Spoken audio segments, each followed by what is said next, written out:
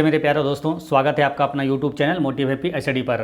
हम लोग railway NTPC में अब तक टीसीएस द्वारा जितने भी प्रश्न पूछे गए हैं सभी प्रश्नों को हम लोग शिफ्ट वाइज स्टडी कर रहे हैं। तो ये इस सीरीज़ का क्लास नंबर 9 है। इससे पहले 8 वीडियो अपलोड किया जा चुका है।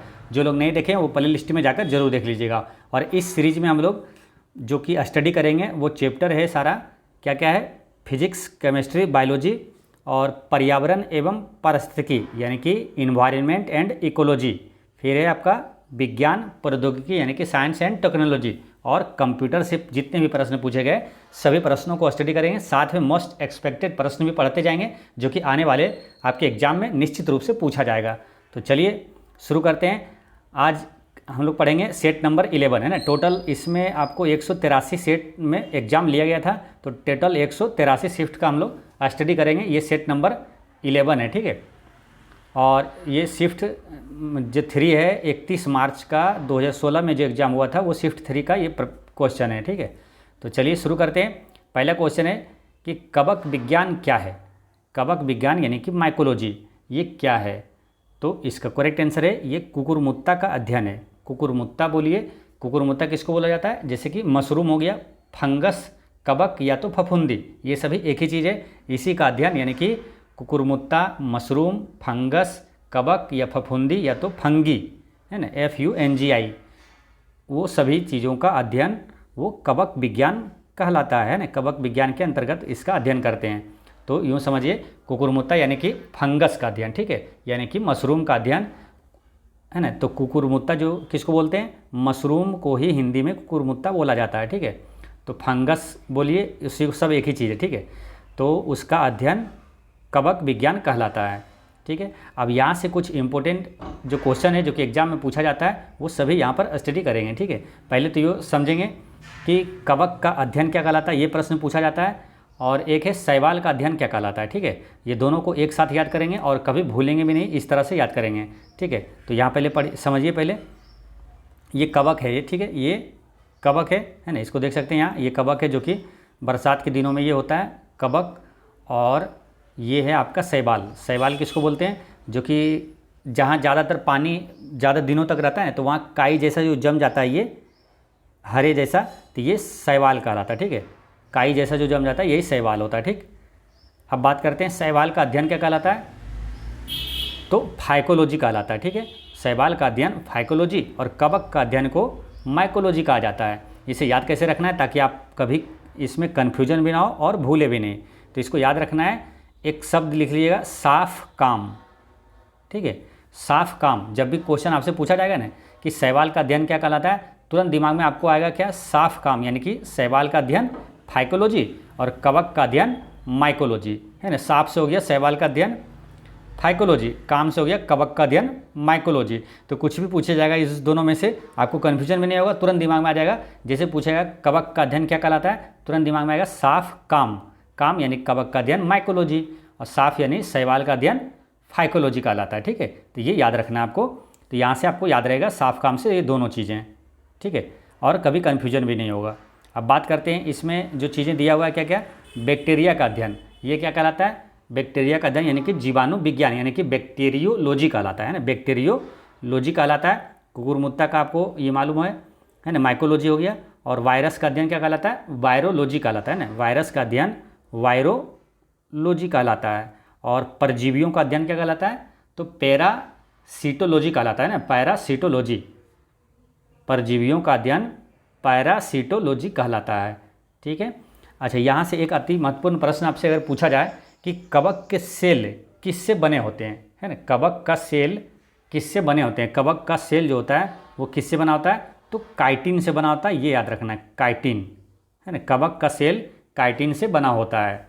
अब यहाँ से कुछ इंपॉर्टेंट प्रश्न जो कि है काफ़ी महत्वपूर्ण है, एग्जाम में पूछा जाता है। जैसे कि कवक में संचित भोजन किस रूप में रहता है, कवक में संचित भोजन किस रूप में रहता है, तो ग्लाइकोजन के रूप में रहता है, ठीक है। काफ़ी महत्वपूर्ण प्रश्न है। यहाँ से 3 प्रश्न पूछा जाता है। एक तो ये हो गया कवक में संचित भोजन किस रूप में रहता है, तो ग्लाइकोजन के रूप में। अगर पूछे कि मानव शरीर में संचित भोजन किस रूप में रहता है, तो उसका भी आंसर यही होगा, ग्लाइकोजन, ठीक है। यानी कि कवक में और मानव शरीर में भोजन जो संचित रहता है वो ग्लाइकोजन के रूप में रहता है। लेकिन अगर पूछा जाए कि पादप में भोजन किस रूप में संग्रहित रहता है, तो वो स्टोर्च के रूप में रहता है। पादप में भोजन किस रूप में संग्रहित रहता है, तो स्टोर्च के रूप में रहता है। ये सभी कतई जहर प्रश्न है, सभी प्रश्न को आपको याद रखना है, नोट कर लेना है, ठीक है। तो मानव शरीर में ज़्यादातर पूछा जाता है पादप में, ठीक है। तो ये दोनों याद रखना है, कवक और मानव में ग्लाइकोजन के रूप में, और पादप में भोजन संग्रहित रहता है स्टोर्च के रूप में, ठीक है। एक क्वेश्चन आएगा कि जैसे कि दम्मा हो गया, दाद हो गया, ये सब रोग किसके कारण होता है, तो आपको याद रखना है कवक से जो रोग होता है महत्वपूर्ण, दम्मा, दाद, गंजापन, खाज, एथलीट फुट, ये सब रोग कवक से होता है, ठीक है। दम्मा, दाद, गंजापन, खाज, एथलीट फुट रोग किसके कारण होता है, तो कवक से होता है ये सभी।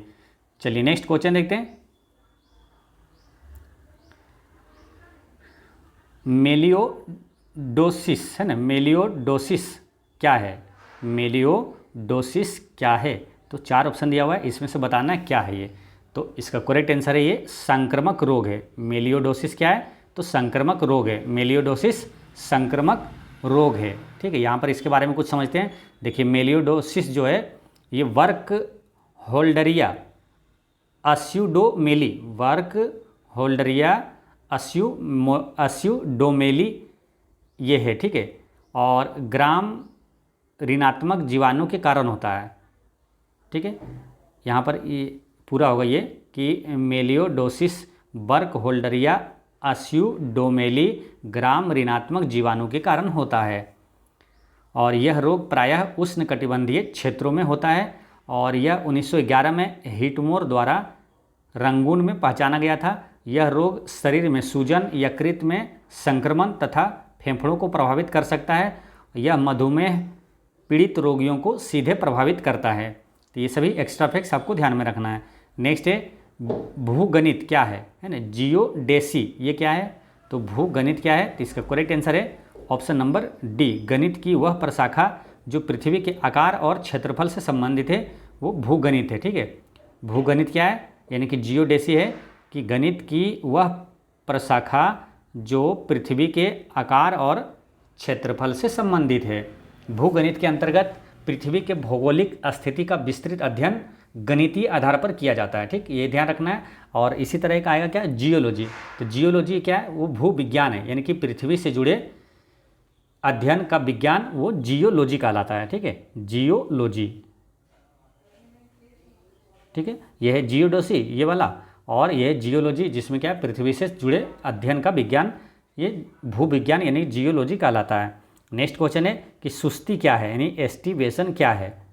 सुस्ती यानी कि एस्टिवेशन ये क्या है, तो ये पशु निंद्रा है ना, पशु निंद्रा है, यानी पशु निंद्रा को एस्टिवेशन कहा जाता है, ठीक है। और एस्टिवेशन क्या है, तो जो है पशु निंद्रा है ना, पशु जब मतलब कि उसको नींद जब आता है, नींद पशु नींद को, जानवरों को नींद को क्या कहा जाता है, एस्टिवेशन कहा जाता है, ठीक है, सुस्ती कहा जाता है। अच्छा एक क्वेश्चन आएगा कि भूखमरी की कमी के कारण जो मौत होता है, जैसे ये भूखमरी के कारण मौत होता है वो क्या कहलाता है, तो वो भूखमरी कहलाता है, मतलब भोजन की कमी के कारण जो मौत होती है वो भूखमरी कहलाता है। नेक्स्ट है कंप्यूटर जनरेशन है ना, 1 से 5 का सही अनुक्रम चुने है ना। कंप्यूटर का जो पीढ़ी है पहला से 5वां तक पीढ़ी में क्या क्या उसकी विशेषता थी वो आपको पहचानना है। तो पहला ऑप्शन में दिया हुआ है वैक्यूम ट्यूब, ट्रांजिस्टर, एकीकृत सर्किट, VLSI माइक्रो प्रोसेसर और ULSI माइक्रो प्रोसेसर। दूसरा ऑप्शन में क्या है, पहले ट्रांजिस्टर आया या तो वैक्यूम ट्यूब या एकीकृत सर्किट, इस तरह से आपको 4 ऑप्शन दिया हुआ है। तो आपको मालूम है कि प्रथम पीढ़ी के कंप्यूटर में किसका प्रयोग हुआ था, तो वैक्यूम ट्यूब का प्रयोग हुआ था, है ना। तो वैक्यूम ट्यूब पहले होगा, ठीक है, vacuum tube option number A में है। और भी देखते हैं कहीं है क्या, और वैक्यूम ट्यूब यहाँ है। और दूसरा में क्या हुआ था, दूसरे में हुआ था ट्रांजिस्टर है ना, दूसरे में ट्रांजिस्टर, और तीसरे में हुआ था IC का प्रयोग, जिसमें कि इसमें तीसरे में IC नहीं दिया हुआ है, ठीक है, एकीकृत जो सर्किट है वो नहीं दिया हुआ, यानी कि डी वही आंसर नहीं होगा, ऑप्शन नंबर ए इसका करेक्ट आंसर हो जाएगा, ठीक है, ऑप्शन नंबर ए इसका करेक्ट आंसर हो जाएगा।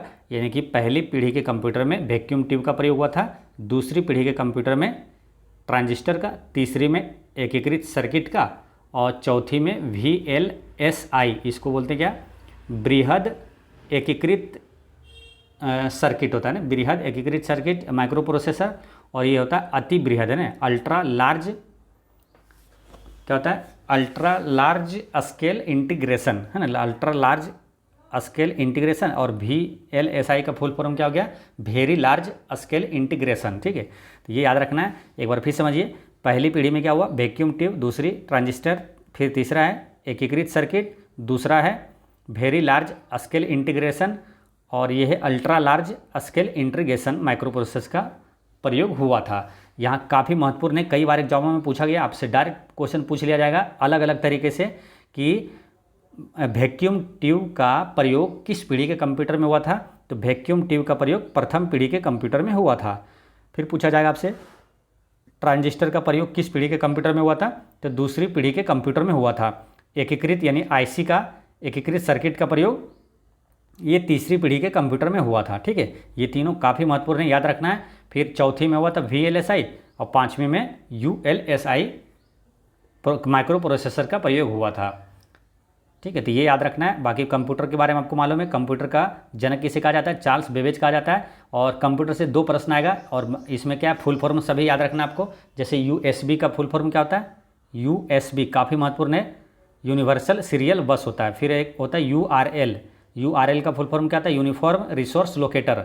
फिर आपका CPU का फुल फॉर्म क्या होता है, CPU का होता है सेंट्रल प्रोसेसिंग यूनिट, है ना, जो कि CPU क्या है, कंप्यूटर का मस्तिष्क कहा जाता है। रैम का फुल फॉर्म क्या होगा, रोम का हो जाएगा रीड ओनली मेमोरी। अब फिर होता है एक रैम यानी कि रैंडम एक्सेस मेमोरी। सभी फुल फॉर्म आपको याद रखना है। चलिए नेक्स्ट देखते हैं। अब सेट नंबर 12 का क्वेश्चन यहाँ से आता है। सेट नंबर 12 जो कि 2 अप्रैल 2016 का एग्जाम जो हुआ था, वो फर्स्ट शिफ्ट में वो पेपर का ये क्वेश्चन सभी यहाँ पर आएगा। ठीक है, तो चलिए देखते हैं। इसमें पहला क्वेश्चन क्या है, कंप्यूटर के निर्माता या उपयोगकर्ता द्वारा एक प्रोग्राम किए जाने के बाद निम्नलिखित में से किसे संशोधित नहीं किया जा सकता है। तो इसमें से क्या होगा आंसर, किसे संशोधित नहीं किया जा सकता है। तो इसका करेक्ट आंसर है ऑप्शन नंबर डी, रोम को संशोधित नहीं किया जा सकता है। क्योंकि रोम क्या है, रीड ओनली मेमोरी, मतलब इसको केवल पढ़ सकते हैं, रीड ओनली मेमोरी। इसमें संशोधित यानी इसमें कोई भी एडिट नहीं कर सकते हैं आप। ठीक है, तो वही बोला क्या, कंप्यूटर के निर्माता या उपयोगकर्ता द्वारा एक बार प्रोग्राम किए जाने के बाद निम्नलिखित में से किसे संशोधित नहीं किया जाता है। तो इसी को, रोम को, है ना, रीड ओनली मेमोरी इसका फुल फॉर्म होता है। ठीक है, तो इसको संशोधित नहीं किया जा सकता है क्योंकि ये रीड ओनली मेमोरी, केवल इसको पढ़ सकते हैं, इसमें आप एडिट नहीं कर सकते हैं। ठीक है, और रोम क्या है, एक अस्थाई मेमोरी है ना, रीड ओनली मेमोरी एक अस्थाई मेमोरी है। और रैम जो है ये क्या है, रैंडम एक्सेस मेमोरी, ये अस्थाई मेमोरी है। ये अस्थाई मेमोरी के जो है इसको बोल सकते हैं क्या, है ना, जी अस्थाई है ना, ये अस्थाई मेमोरी को क्या है कि वाष्पशील मेमोरी कहा जाता है। ठीक है, यानी कि नॉन वोलेटाइल, है ना, नॉन वोलेटाइल है। और रैम क्या है, ये वोलेटाइल है यानी वाष्पशील है। ठीक है, इसे वाष्पशील या तो वोलेटाइल मेमोरी कहा जाता है, यानी अस्थाई मेमोरी है, ये अस्थाई मेमोरी है। ठीक है, और यहाँ पर अगर इसका फुल फॉर्म अगर पूछा जाए, EPROM का फुल फॉर्म क्या है, तो erasable programmable read only memory, erasable programmable read only memory. फिर आपका यहाँ पर EEPROM, इसका फुल फॉर्म क्या होगा, तो इसका फुल फॉर्म हो जाएगा इलेक्ट्रिकली, पहला ई का होगा electrically erasable programmable read only memory, इसका फुल फॉर्म हो जाएगा। चलिए नेक्स्ट देखते हैं। NaCl किसका रासायनिक सूत्र है, काफ़ी इजी क्वेश्चन है। NaCl ये क्या है, सोडियम क्लोराइड, ये किसका रासायनिक सूत्र है, अमोनिया, पानी, नमक या तो चीनी। तो इसका करेक्ट आंसर क्या हो जाएगा, ये नमक का है ना, सोडियम क्लोराइड क्या होता है, नमक, तो ये नमक का रासायनिक सूत्र है NaCl। अमोनिया का रासायनिक सूत्र क्या है, तो वो है NH3, है ना, NH3 अमोनिया का हो गया। पानी का अगर पूछे रासायनिक सूत्र ये किसका है, तो ये H2O का है ना, H2O है। और चीनी का क्या हो जाएगा, तो चीनी को बोलते हैं सुक्रोज, सुक्रोज का रासायनिक सूत्र क्या हो जाएगा, C12H22 और O11। ठीक है, ये सुक्रोज यानी कि चीनी का है। ग्लूकोज का रासायनिक सूत्र पूछे तो क्या होगा, C6H12O6, ये ग्लूकोज का रासायनिक सूत्र है। ठीक है, चलिए नेक्स्ट है, 2013 में प्रक्षेपित किया गया भारत का पहला विशेष रक्षा उपग्रह निम्नलिखित में से कौन सा है? तो 2013 में प्रक्षेपित किया गया भारत का पहला विशेष रक्षा उपग्रह, तो वो है GSAT-7। ऑप्शन नंबर ए इसका करेक्ट आंसर है, GSAT-7 है। ठीक है, और 2013 में ये लॉन्च किया गया था विशेष रक्षा उपग्रह। और इसी की बात अगर करें 2013 में ही, तो मंगलयान कब लॉन्च हुआ था? तो मंगलयान भी 2013 में ही हुआ था, है ना। 5 नवंबर 2013 को लॉन्च किया गया था मंगलयान। ठीक है, तो ये भी याद रखना है, मंगलयान लॉन्च हुआ था 5 नवंबर 2013 को।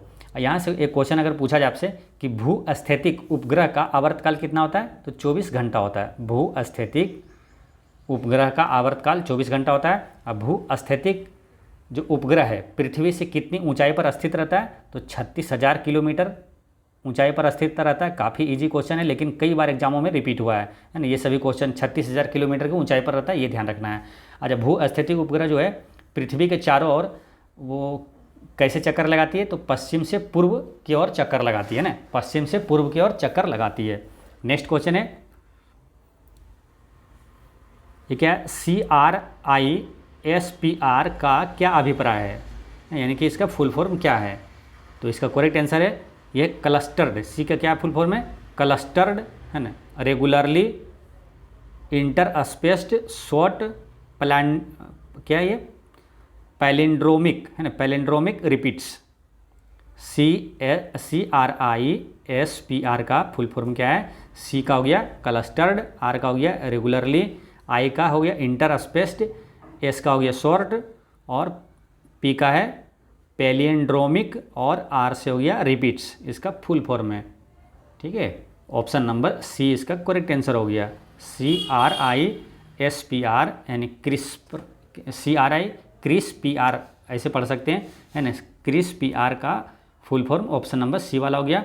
और ये है क्या? देखिए, CRISPR जो है, CRISPR का उपयोग शोध वैज्ञानिक जीवित जीवों के DNA को चुनिंदा रूप से संशोधित करने के लिए करते हैं, और इसको बैक्टीरिया में पाए जाने वाले प्राकृतिक रूप से पाए जाने वाले जीनोम एडिटिंग सिस्टम से प्रयोगशाला में उपयोग के लिए अनुकूलित किया गया था। और ये जो है CRISPR का उपयोग जीन वेरिएशन को ठीक करने में भी प्रयोग करते हैं।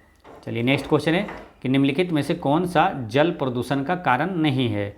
तो इसमें से जल प्रदूषण का कारण कौन सा नहीं है?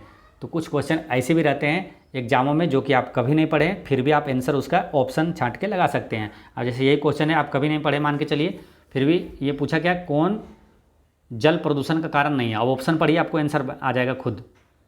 समुद्री डंपिंग, घर का कचरा, तट पर मछली पकड़ना, तेल फैलाना। तो आपको लग रहा है कि तेल फैलाना ये आंसर नहीं होगा, जल प्रदूषण का कारण हो सकता है, ये हो सकता है। ये वाला आपको लग रहा है कि तट पर मछली पकड़ना ये प्रदूषण का कारण होगा? नहीं, तट पर मछली पकड़ना ये जल प्रदूषण का कारण नहीं है। ऑप्शन नंबर सी इसका करेक्ट आंसर हो जाएगा। ठीक है, तो ये चीज़ें ध्यान रखना है।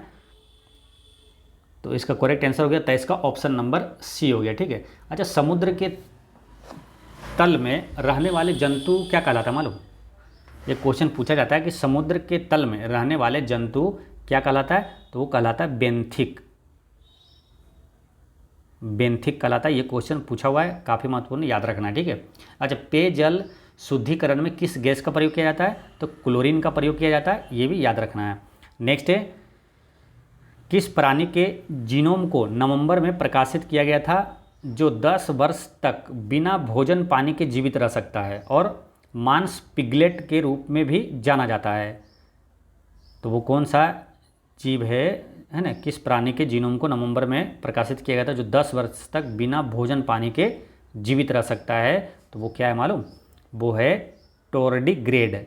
ऑप्शन नंबर सी इसका करेक्ट आंसर है। और वो जीव कौन सा है टोर्डिग्रेड? तो ये देखिए, टोर्डिग्रेड यही है जो कि समुद्रों में पाया जाता है। टोर्डिग्रेड ये वाला है ना, ये टोर्डिग्रेड है। ये 10 वर्षों तक बिना भोजन पानी के ये रह सकता है। ठीक है, इसके बारे में थोड़ा सा डिटेल पढ़ेंगे। देखिए, टोर्डिग्रेड जो है एक जल में रहने वाला 8 टांगों वाला सूक्ष्म प्राणी है ना? कौन सा है? तो 8 टांगों वाला यही है टोर्डिग्रेड। ठीक है, दिखा दिए जो। और इन्हें 1773 में योहन गेट्टा नामक जीव वैज्ञानिक ने पाया था।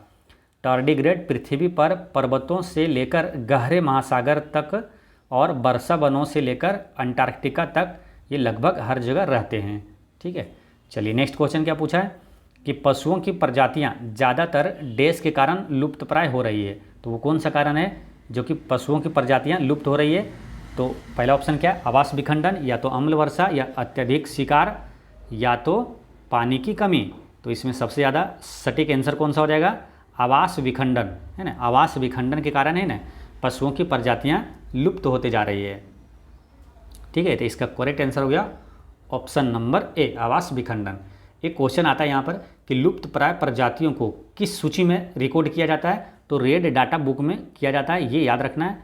ठीक है, आंसर क्या हो जाएगा? Red data book. लुप्त प्राय जो प्रजातियां हैं उसको किस सूची में रिकॉर्ड किया जाता है? तो रेड डाटा बुक में इसको रिकॉर्ड किया जाता है। ठीक है, या तो आएगा ऑप्शन में एक IUCN।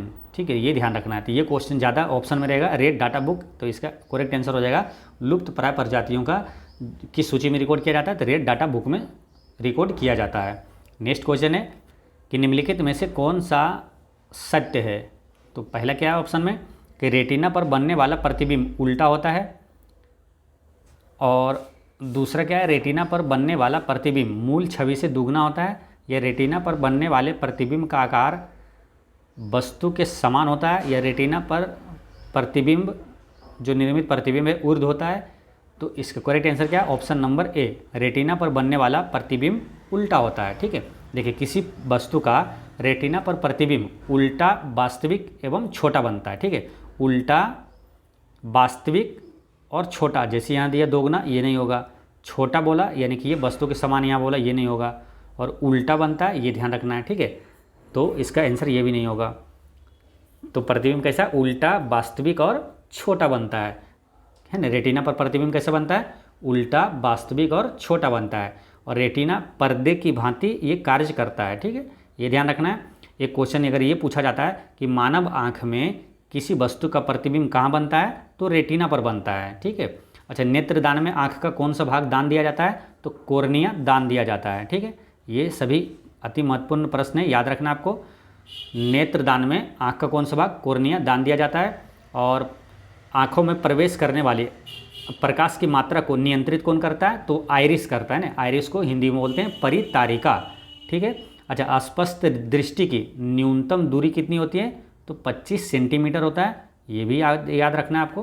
ठीक है, चलिए नेक्स्ट क्वेश्चन है, आधुनिक प्रिंटर की गति को मापने के लिए निम्नलिखित में से कौन सी इकाई का प्रयोग किया जाता है? आधुनिक प्रिंटर की गति को मापने के लिए किसका प्रयोग किया जाता है? तो इसका करेक्ट आंसर है ऑप्शन नंबर सी, पृष्ठ प्रति मिनट, है ना, PPM। आधुनिक प्रिंटर की गति को मापने के लिए किसका? तो PPM यानी पृष्ठ प्रति मिनट का प्रयोग किया जाता है। अच्छा, प्रिंटिंग प्रेस का आविष्कार किस देश में हुआ मालूम? तो प्रिंटिंग प्रेस की स्थापना गुटनबर्ग ने किया था जर्मनी में। ठीक है, किस देश में हुआ इसका? तो जर्मनी में हुआ था आविष्कार इसका। ठीक, किसने किया था? गुटनबर्ग ने किया था। तो ये याद रखना है, प्रिंटिंग प्रेस का आविष्कार अगर पूछे किसने किया था तो गुटनबर्ग ने किया था। तो ये भी याद रखना है, काफ़ी महत्वपूर्ण है। और किस देश में हुआ? जर्मनी में हुआ। ठीक है, ये दोनों चीज़ें याद रखना है आपको। चलिए नेक्स्ट क्वेश्चन है कि निम्नलिखित में से किस जर्मन वैज्ञानिक ने एक्स किरणों की खोज किया था? तो एक्स किरण की खोज किसने किया? तो ऑप्शन नंबर ए इसका करेक्ट आंसर है। एक्स किरण की खोज विल्हेम रोएंटजेन ने किया था। एक्स किरण की खोज विल्हेम रोएंटजेन ने किया था। और एक्स जो किरण है, एक्स किरण का तरंगदैर्घ्य कितना से कितना तक होता है? 10⁻⁻10 मीटर से 10⁻⁻8 मीटर तक होता है ये तरंगदैर्घ्य। और अगर पूछे कि आवृत्ति परिसर इसका क्या होता है?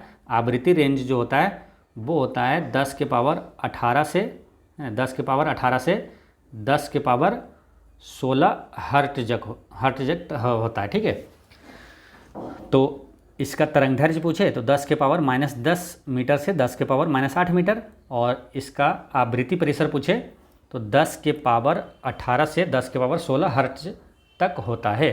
ठीक है, तो ये आपको याद रखना है। ये हो गया एक्स किरण की खोज रोएंटजेन ने किया था, ये आपको ध्यान में रखना है। ठीक है,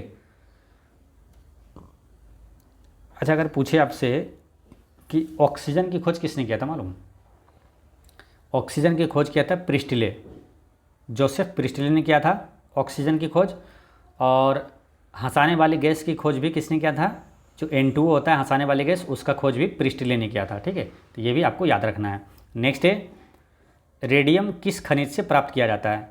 तो रेडियम किस खनिज से प्राप्त किया जाता है? तो इसका करेक्ट आंसर है पिच ब्लेंड से प्राप्त किया जाता है ना। रेडियम किससे प्राप्त किया जाता है? पिच ब्लेंड से। ठीक है, अगर पूछा जाए यूरेनियम भी पूछा जाए किसका अयस्क है, तो ये पिच ब्लेंड का ही अयस्क है। ठीक है, यूरेनियम और रेडियम ये दोनों पिच ब्लेंड का अयस्क है। ठीक है, तो ये दोनों ध्यान रखना है, रेडियम और यहाँ पर अगर पूछ देता आपको यूरेनियम भी, तो वही उसका भी आंसर क्या हो जाता? पिच ब्लेंड हो जाता। ठीक है, अच्छा, रेडियम की खोज किसने किया था? रेडियम की खोज किया था मैरी क्यूरी और पियरे क्यूरी ने किया था 1898 में। रेडियम की खोज मैरी क्यूरी और पियरे क्यूरी ने किया था 1898 ईस्वी में। और इसी तरह जो अयस्क है ये पूछा जाता है, ये महत्वपूर्ण है, थोरियम है ना। थोरियम किसका अयस्क है? तो मोनाजाइट का है ना। या तो पूछा जाए कि मोनाजाइट किसका अयस्क है, तो थोरियम का है ना, मोनाजाइट। थोरियम किसका अयस्क है? तो मोनाजाइट का, यानी मोनाजाइट किसका अयस्क है? थोरियम का। ठीक है, अच्छा, गेलेना किसका अयस्क है? तो सीसा का है ना, Pb। गेलेना किसका अयस्क है? तो सीसा का। और सीने बार किसका अयस्क है? तो पारा का है ना, सीने बार किसका? तो पारा का अयस्क है, मरकरी का। ठीक है, चलिए नेक्स्ट क्वेश्चन है, यदि एक सर्किट का प्रतिरोध दुगना किया जाता है तो वोल्टेज को समान रखने के लिए सर्किट में प्रवाहित विद्युत धारा, ये क्या करना पड़ेगा है? यदि एक सर्किट का प्रतिरोध दुगना किया जाता है तो वोल्टेज को समान रखने के लिए सर्किट में विद्युत धारा क्या होगा? तो ये कैसे बनेगा? देखिए, आपको मालूम है एक फॉर्मूला होता है क्या? V बराबर, यानी कि विभवांतर बराबर होता है IR। ठीक है, और यही चीज़ें तीनों दिया हुआ है ना। प्रतिरोध देखिए, ये हो गया प्रतिरोध R, और I हो गया विद्युत धारा। ठीक है, और वोल्टेज हो गया आपको ये विभवांतर V। ठीक है, तो बोला क्या है कि प्रतिरोध को दोगुना किया जाता है तो विद्युत धारा पे क्या प्रभाव पड़ेगा? ठीक है, विद्युत धारा को क्या करना पड़ेगा? तो देखिए, प्रतिरोध, अब विद्युत धारा यहाँ, तो इसको प्रतिरोध दोगुना करना है तो इसको पहले ऐसे करिए, इसको प्रतिरोध दोगुना करना है ना, तो विद्युत धारा क्या होगा? तो विद्युत धारा वाला पहले निकालिए, क्या होगा? ये V/R हो जाएगा ना। I बराबर क्या हो जाएगा? V/R। अब इसको समझिए, देखिए अब क्या बोला? प्रतिरोध को दोगुना करेंगे, जब इसको दोगुना करेंगे तो विद्युत धारा क्या होगा? जो पहले था V/R था, लेकिन अब क्या होगा? V/ यहाँ 2R, बटा में एक आधा आ गया और है ना, हाफ है ना, 1/2 आ गया और है ना, तो यानी कि आधी घट जाएगी। ये क्या होगा? बटा 2 आ गया। जैसे ये सिंपल था V/R, लेकिन फिर बटे में क्या, R को दोगुना किए तो बटे में 2 आ गया, तो ये आधी घट जाएगी। ऑप्शन नंबर B इसका करेक्ट आंसर हो जाएगा। ठीक है, ये क्या होगा? आधी घट जाएगी। ठीक है, तो ये सबसे महत्वपूर्ण है, ये वाला आपको याद रखना। V बराबर क्या होता है? I/R होता है ना।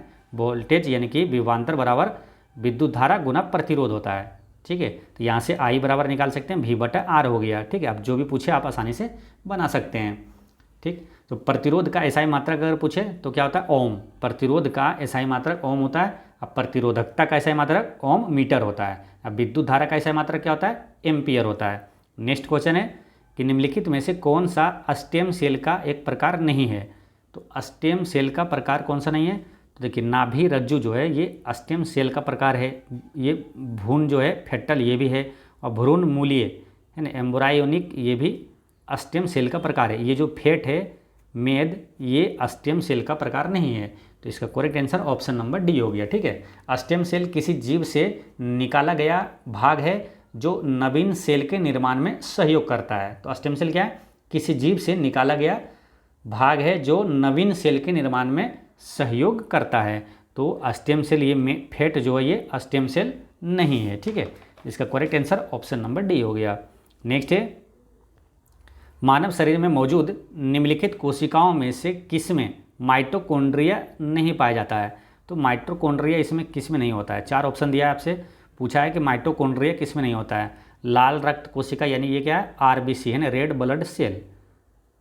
इसमें या तो यकृत कोशिका या मांसपेशी या तो श्वेत रक्त कोशिका यानी कि WBC वाइट ब्लड सेल, किसमें माइटोकॉन्ड्रिया नहीं होता है, ये आपसे पूछा गया है। तो इसका करेक्ट आंसर क्या हो जाएगा, ऑप्शन नंबर ए। RBC में याद रखना है केंद्रक और माइटोकॉन्ड्रिया ये दोनों नहीं पाया जाता है, ठीक है। केंद्रक भी नहीं पाया जाता है और माइटोकॉन्ड्रिया भी नहीं पाया जाता है, जबकि माइटोकॉन्ड्रिया जो है, या क्या पूछा माइटोकॉन्ड्रिया के बारे में है ना, इसमें माइटोकॉन्ड्रिया नहीं पाया जाता है, बाकी ये सभी में माइटोकॉन्ड्रिया पाया जाएगा, ठीक है। यकृत कोशिका, मांसपेशी कोशिका और श्वेत रक्त कोशिका में। अब जैसे बात करते हैं ये WBC का, तो इसमें तो दोनों पाया जाएगा ना, केंद्रक और माइटोकॉन्ड्रिया दोनों पाया जाता है WBC में, ठीक है। तो यहाँ पर क्या ध्यान रखना है आपको कि RBC में केंद्रक और माइटोकॉन्ड्रिया दोनों नहीं पाया जाता है, ठीक है। RBC और WBC से क्वेश्चन महत्वपूर्ण पूछा जाता है, इसके बारे में दोनों को एक बार यहाँ पर पढ़ते हैं, ठीक है। देखिए RBC यानी कि जो कि होता है लाल रक्त कोशिका और श्वेत रक्त कोशिका यानी कि WBC, ये दोनों में अंतर क्या होता है, लाल रक्त कोशिका को ऑक्सीजन ले जाने का काम करता है ना। RBC जो है ये शरीर में जो होता है हीमोग्लोबिन में होता है, हीमोग्लोबिन जो होता है हीमोग्लोबिन में RBC होता है, वो ऑक्सीजन ले जाने का काम करता है, जबकि श्वेत रक्त कोशिका जो होता है WBC ये क्या करता है, इसका काम है शरीर को बीमारियों से बचाना है ना। तो ये ब्लड में क्या होता है, ये जो प्रतिरक्षा ये होता है ना, ये रोगों को ये बचाता है रोगों से, ठीक है। और RBC को एरिथ्रोसाइट भी कहा जाता है। तो RBC को क्या कहा जाता है, एरिथ्रोसाइट भी कहा जाता है। ये प्रश्न भी पूछा गया एग्जामों में, याद रखना है। तो लाल रक्त कोशिका को और किस नाम से जानते हैं, एरिथ्रोसाइट, और WBC को किस नाम से जानते हैं, ल्यूकोसाइट कहा जाता है, ठीक है। ल्यूकोसाइट भी कहा जाता है। लाल रक्त कोशिकाएं खून का सबसे बड़ा हिस्सा होती है और श्वेत रक्त कोशिकाएं लाल रक्त कोशिका से बड़ी होती है लेकिन संख्या में कम होती है। और लाल रक्त कोशिकाओं का निर्माण यानी कि RBC का निर्माण हड्डियों के अंदर अस्थि मज्जा में होता है और श्वेत रक्त कोशिकाओं का निर्माण अस्थि मज्जा, लसिका ग्रंथि और कभी कभी यकृत और प्लीहा में भी होता है। लाल रक्त कोशिका RBC का जीवन काल, ये भी कई एग्जामों में पूछा गया है। RBC का जीवन काल 120 दिन होता है और WBC का जीवन काल 1 से 3 दिन तक होता है, ठीक है। तो ये दोनों सभी याद रखना है आपको। चलिए नेक्स्ट है, भारतीय बाघों की घटती आबादी के संरक्षण के लिए शुरू की गई भारत की सर्वाधिक प्रसिद्ध वन्य जीव संरक्षण परियोजना प्रोजेक्ट टाइगर कौन से साल शुरू किया गया था, यानी प्रोजेक्ट टाइगर ये कब लागू हुआ था। तो ये प्रोजेक्ट टाइगर ये काफ़ी महत्वपूर्ण क्वेश्चन है, कई बार एग्जामों में रिपीट हुआ है। प्रोजेक्ट टाइगर ये 1973 में लागू हुआ था, ठीक है। इस टाइप के प्रश्न 3-4 है जो कि एक साथ आपको ध्यान में रखना है, नहीं तो क्या कन्फ्यूजन हो जाता है। जैसे कि पूछा जाता है कि वन्य जीव संरक्षण अधिनियम है ना, वन्य जीव संरक्षण अधिनियम ये कब पारित हुआ था, 1972 में, ठीक है। प्रोजेक्ट टाइगर पूछे तो कब हो गया, 1973 में, ठीक है। और फिर बात करते हैं जल प्रदूषण और जल प्रदूषण निवारण एवं नियंत्रण, ये नियम कब लागू हुआ। तो जल प्रदूषण निवारण एवं नियंत्रण ये अधिनियम लागू हुआ था 1974 में, ठीक है। और एक है जो कि ज़्यादा बार पूछा जाता है, पर्यावरण संरक्षण अधिनियम, ये कब पारित हुआ। पर्यावरण संरक्षण अधिनियम ये पारित हुआ था 1986 में, ठीक है। इस चारों को याद रखना आपको काफ़ी महत्वपूर्ण है। और एक जब भी एक इसमें से कोई भी एक क्वेश्चन आएगा ना, ये चारों को रिवीजन करिएगा ताकि आपको आसानी से याद भी रहे और कन्फ्यूजन भी कभी ना हो, ठीक है। तो वन्यजीव 72, वन्यजीव 72, वन्यजीव 72 ऐसे याद कर लेना है, वन्यजीव 72। अब प्रोजेक्ट टाइगर आपको 73 याद रहेगा, 72 उसके बाद 73 है, ठीक है। Project tiger 73, tiger project tiger T से क्या होता है 3 है ना, प्रोजेक्ट टाइगर, टाइगर 3 वाला है ना, टाइगर 3, ठीक है, टाइगर 3 हो गया। अच्छा जल का है 1974, इसको याद कैसे रखना है। तो जो जल का अधिकतम घनत्व जो होता है कितना डिग्री सेल्सियस पर होता है, तो कितना 4 डिग्री से -4 डिग्री सेल्सियस पर होता है ना। जल का अधिकतम घनत्व जो होता है, अधिकतम घनत्व होता है -4 डिग्री सेल्सियस पर होता है। तो 4 से यहाँ इसको याद रखना है। तो घनत्व का जो 4 डिग्री सेल्सियस वाला है तो वो 4 से याद रखना है, ये वाला वो है ना जल, ठीक है। जल का याद रखना है 4 से, ठीक है। तो जल संरक्षण और जल प्रदूषण और निवारण जो नियंत्रण अधिनियम ये लागू हुआ 74 में, 1974 में, ठीक है। तो ये याद तीनों हो जाएगा। वन्य जीव 72, प्रोजेक्ट टाइगर यानी 3, और जल वाला 4 से रिलेट करना है, 4 वाला होगा लास्ट में, है ना। और पर्यावरण संरक्षण ये तो रट के रखना है आपको, 1986 कई बार एग्जामों में पूछा गया है, एनटीपीसी में खुद कई बार पूछा गया है, ठीक है। पर्यावरण संरक्षण अधिनियम कब पारित हुआ? 1986 में। पर्यावरण संरक्षण अधिनियम ये कब पारित हुआ? 1986 में पारित हुआ था। तो ये चारों आपको यहाँ पर याद रखना है, ठीक है। अच्छा, अंतर्राष्ट्रीय बाघ दिवस अगर पूछा जाए कब मनाया जाता है तो 29 जुलाई को। अंतर्राष्ट्रीय बाघ संरक्षण दिवस, अंतर्राष्ट्रीय बाघ दिवस, ठीक, अंतर्राष्ट्रीय बाघ दिवस 29 जुलाई को मनाया जाता है। और 29 जुलाई को हो गया अंतर्राष्ट्रीय बाघ दिवस।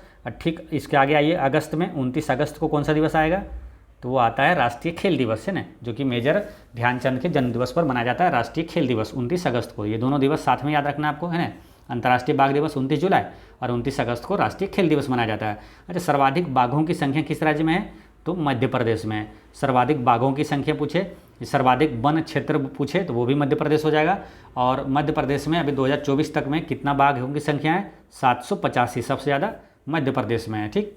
चलिए नेक्स्ट क्वेश्चन है कि वैज्ञानिक नाम होमोसेपियंस, वैज्ञानिक नाम जो है होमोसेपियंस का अर्थ क्या है? तो इसका अर्थ है बुद्धिमान व्यक्ति। ऑप्शन नंबर सी इसका करेक्ट आंसर है, ठीक है। होमोसेपियंस का अर्थ क्या है? बुद्धिमान व्यक्ति। अच्छा, होमोसेपियंस नाम किसने दिया था मालूम? वो दिया था केरोलस लिनियस। किसने दिया था? केरोलस लिनियस ने दिया था, है ना, केरोलस लिनियस ने दिया था। और कब दिया था? 1758 में दिया था, ठीक है, 1758 में। तो होमोसेपियंस का अर्थ होता है बुद्धिमान व्यक्ति। होमोसेपियंस का नाम दिया था किसने? तो केरोलस लिनियस ने दिया था। कब दिया था? 1758 ईस्वी में दिया था। नेक्स्ट क्वेश्चन है कि मूल तत्वों की आवर्त सारणी बनाने वाले पहले वैज्ञानिक कौन थे? तो मूल तत्वों की आवर्त सारणी बनाने वाले पहले वैज्ञानिक कौन थे? यानी कि कहने का मतलब है कि आवर्त सारणी सबसे पहले किसने दिया था?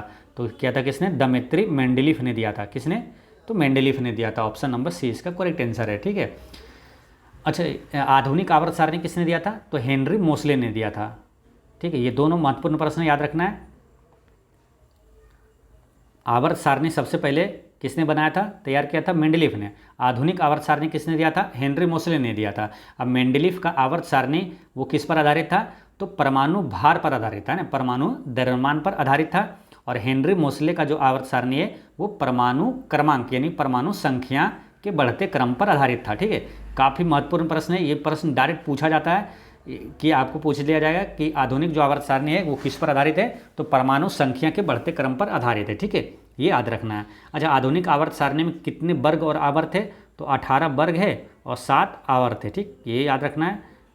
18 वर्ग, वर्ग मतलब होता है जो कॉलम है ना, ऊपर से नीचे जो 18 है, और जो लेफ्ट से राइट है वो आवर्त कहलाता है, जो कि 7 आवर्त है, ठीक। तो ये सभी याद रखना है।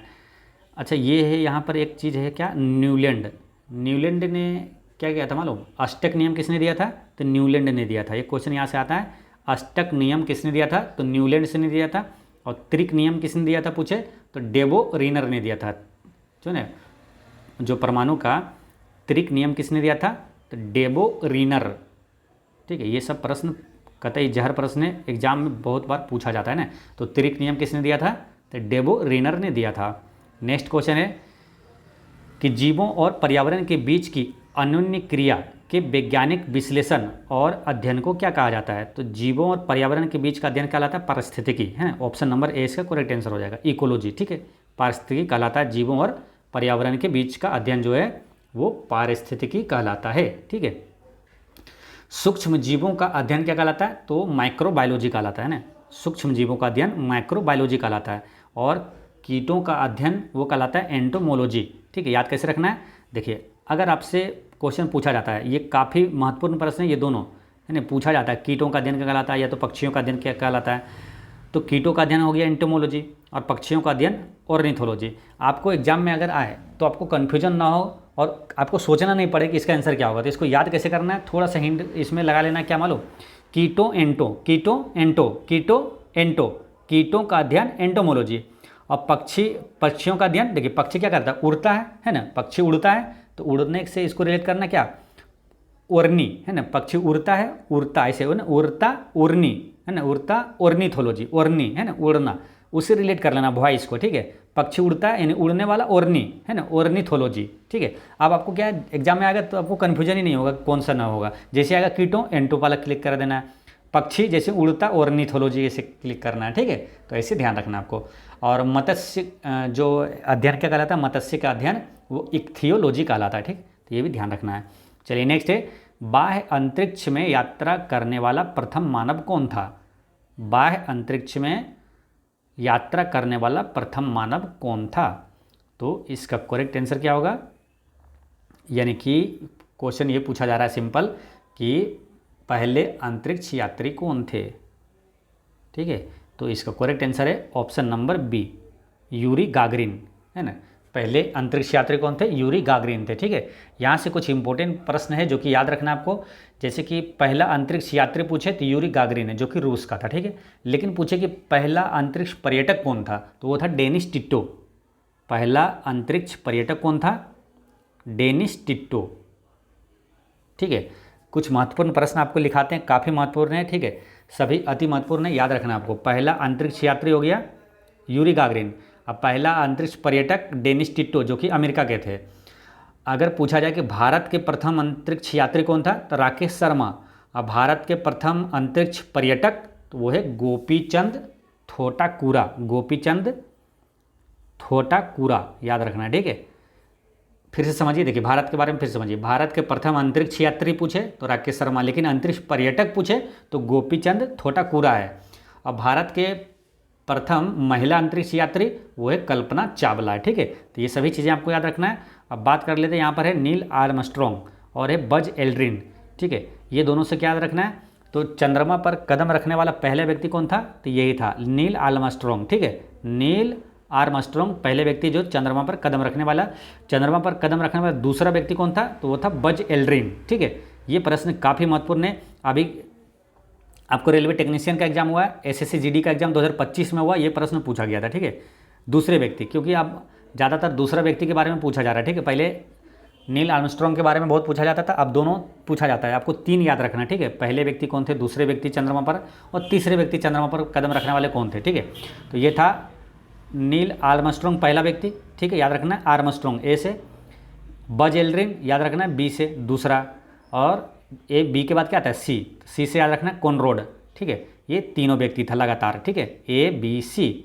तो पहला व्यक्ति पूछे आर्मस्ट्रॉन्ग, दूसरा बज एल्ड्रिन, तीसरा व्यक्ति पूछे तो कॉनरॉड, है ना। ये था सी से याद रखना कॉनरॉड, ठीक है, कॉनरॉड तीसरा व्यक्ति था, ठीक है। आप कुछ भी पूछेगा आप आसानी से बता दीजिएगा, ठीक है।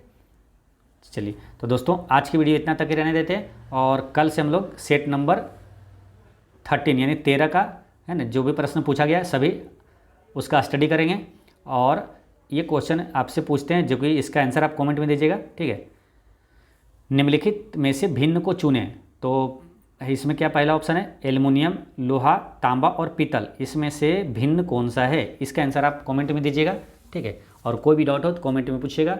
मिलते हैं नेक्स्ट वीडियो में, पढ़ते रहें, मुस्कुराते रहें। जय हिंद दोस्तों।